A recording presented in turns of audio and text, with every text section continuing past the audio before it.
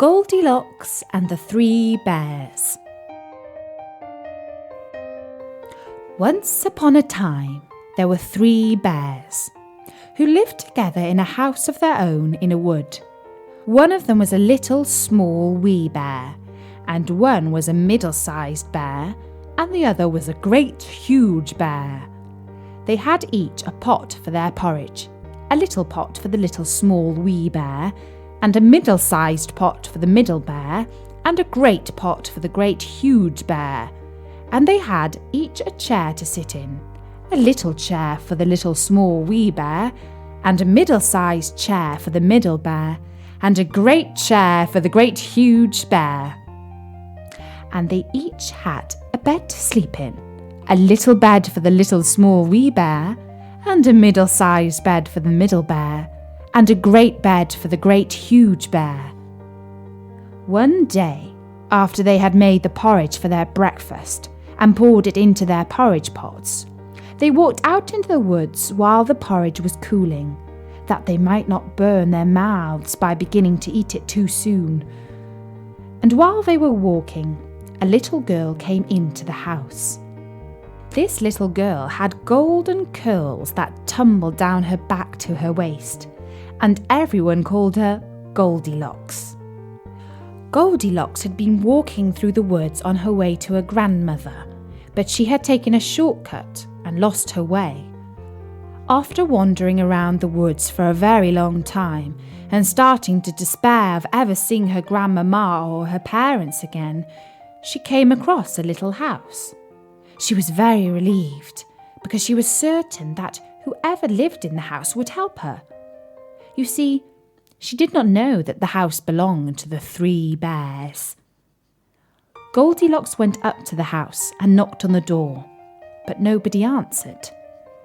After a while, she looked through the window and saw the porridge on the table that the 3 bears had made for their breakfast.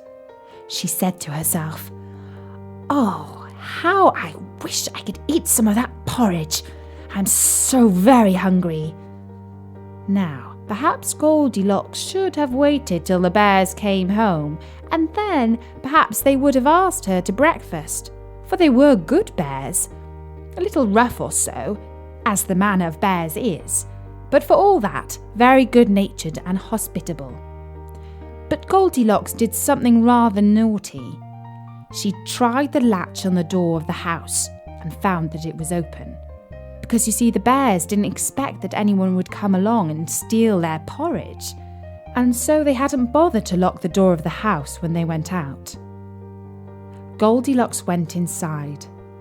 First she tasted the porridge of the great huge bear, and that was far too hot for her. And then she tasted the porridge of the middle bear, and that was too cold for her. And then she went to the porridge of the little small wee bear and tasted that. And that was neither too hot nor too cold, but just right. And she liked it so well that she ate it all up. Then the little Goldilocks sat down in the chair of the great huge bear, and that was too hard for her. And then she sat down in the chair of the middle bear, and that was too soft for her. And then she sat down in the chair of the little small wee bear, and that was neither too hard nor too soft, but just right. So she sat till the bottom of the chair came out, and down she came, plump upon the ground. And the naughty little girl laughed out loud. Then Goldilocks went upstairs into the bedchamber in which the 3 bears slept. And first she lay down upon the bed of the great huge bear, but that was too high at the head for her. And next she lay down upon the bed of the middle bear, and that was too high at the foot for her. And then she lay down upon the bed of the little small wee bear, and that was neither too high at the head nor at the foot, but just right. So she covered herself up comfortably and lay there till she fell fast asleep. By this time, the 3 bears thought their porridge would be cool enough, so they came home to breakfast. Now naughty Goldilocks had left the spoon of the great huge bear standing in his porridge. "Somebody has been at my porridge," said the great huge bear in his great gruff voice. And when the middle bear looked at his, he saw that the spoon was standing in it too. "Somebody has been at my porridge," said the middle bear in his middle voice. And then the little small wee bear looked at his, and there was the spoon in the porridge pot, but the porridge was all gone. "Somebody has been at my porridge and has eaten it all up," said the little small wee bear in his little small wee voice. Upon this, the three bears, seeing that someone had entered their house and eaten up the little small wee bear's breakfast, began to look about them. Now, Goldilocks had not put the hard cushion straight when she rose from the chair of the great huge bear. "Somebody has been sitting in my chair," said the great huge bear in his great rough, gruff voice. And the little girl had squished down the soft cushion of the middle bear. "Somebody has been sitting in my chair," said the middle bear in his middle voice. And you know what the naughty little girl had done to the third chair. "Somebody has been sitting in my chair and has sat the bottom out of it," said the little small wee bear in his little small wee voice. Then the three bears thought that they should look over the house more, so they went upstairs into their bedroom. Now Goldilocks had pulled the pillow of the great huge bear out of its place. "Somebody has been lying in my bed," said the great huge bear in his great rough, gruff voice. And Goldilocks had pulled the bed cover of the middle bear out of its place.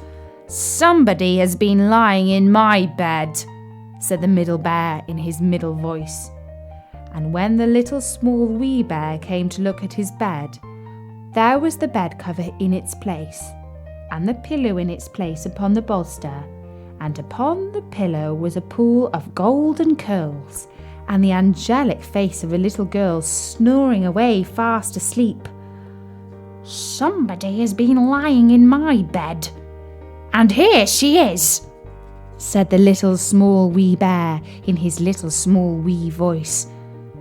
Goldilocks heard in her sleep the great rough, gruff voice of the great huge bear, but she was so fast asleep that it was no more to her than the roaring of wind or the rumbling of thunder. And she had heard the middle voice of the middle bear, but it was only as if she had heard someone speaking in a dream. But when she heard the little small wee voice of the little small wee bear, it was so sharp and so shrill that it awakened her at once. Up she started, and when she saw the three bears on one side of the bed, she had the fright of her life. But to tell you the truth, the bears were almost as alarmed by her as she was by them. Goldilocks jumped off the bed and ran downstairs, out through the door and along the garden path.